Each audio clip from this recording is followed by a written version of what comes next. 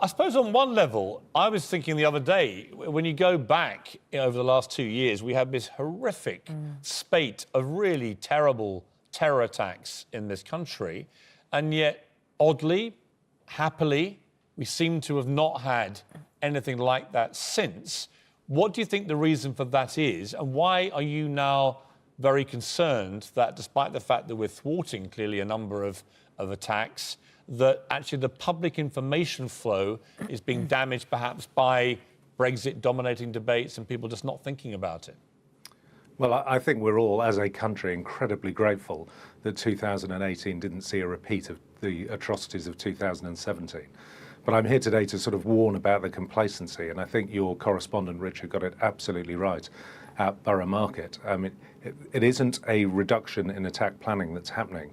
So if I was standing here a year ago, I'd be talking about over 600 operations. A year before that, before March 2017, we'd be talking about just over 500 operations that myself and my colleagues at MI5 are dealing with.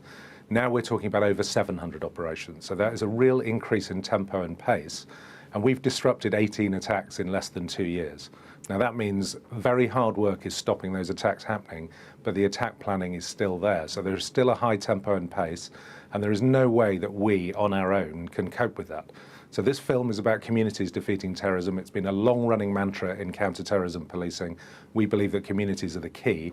And yes, we want to make sure that people, when they're suspicious, know exactly what to report and how to report it. Can I ask you a different... Can I ask, I mean, my reaction to that is all... that's fine, but if you were being cynical about it, you'd say, well, you know, the fact that you now have more operations ongoing, did we have too few before? You know, could I throw it back at you guys and say we weren't doing enough in this area, which is why we had that horrendous year of attacks? You know, is that a fair criticism? Have we been downplaying in recent years the scale of the threat and not doing enough, not having enough operations?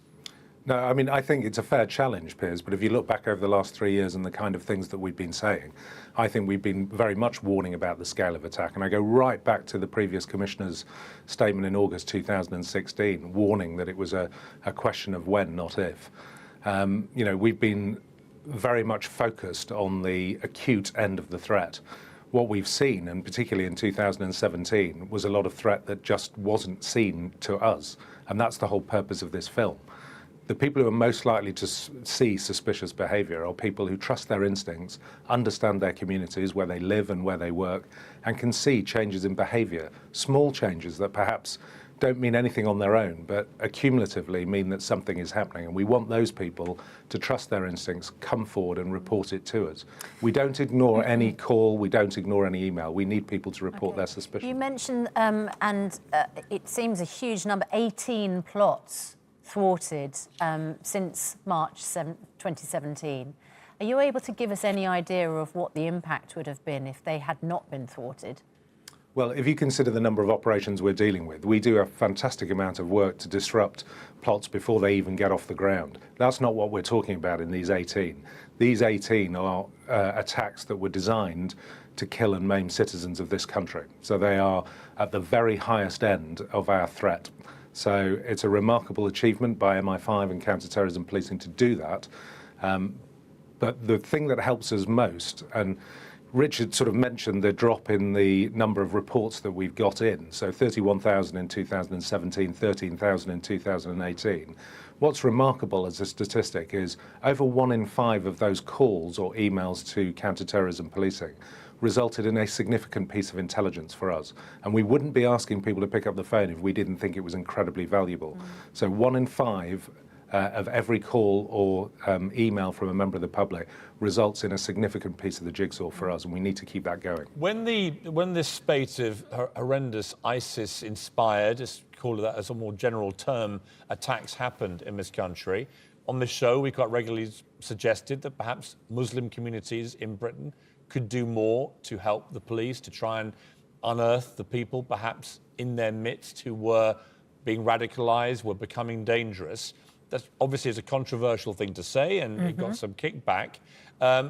Has that been happening? And what has been the reaction from Muslim communities to perhaps the police wanting to engage more, because all the argument before was community policing was being removed, and that was one of the key problems. And I wonder if I could just add something to that, Mr. Basu, which is that out of those 18 terror plots, 4 were far-right extremist plots. And are there enough people in communities around those plots who are also giving you tip-offs? Yeah, I mean, the whole purpose of this film, Communities Defeat Terrorism, is I don't think there are enough people coming forward from all communities to report their suspicions. And we've done a lot of polling. We know the reasons for that. So we know that 80% of people do want to come forward and report if they think it's going to save a life.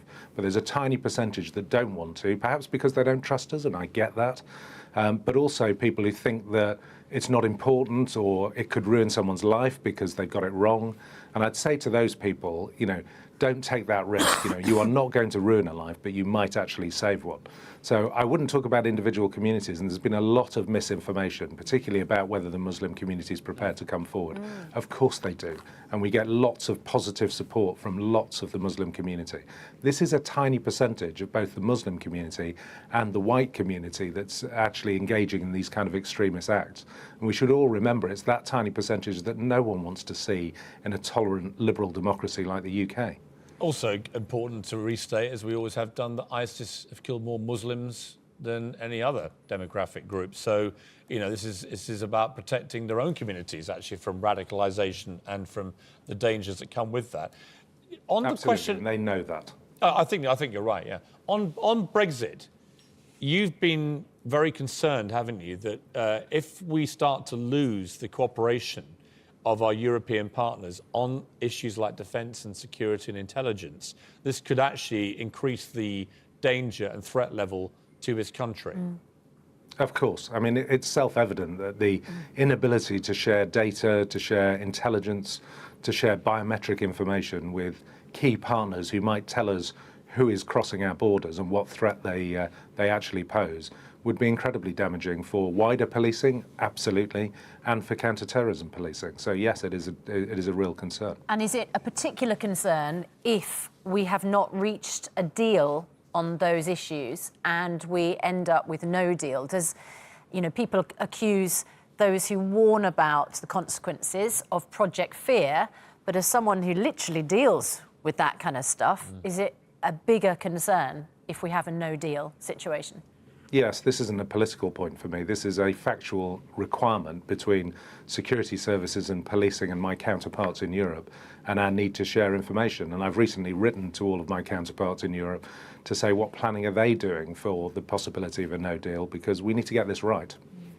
And it's a two-way street, of course, because we have some of the finest intelligence operatives in the world, and I would imagine that our European partners, whatever the outcome of this Brexit nonsense, at the end of it, I think they would be as keen as we are, presumably, to share the information, because it's in their national interest too.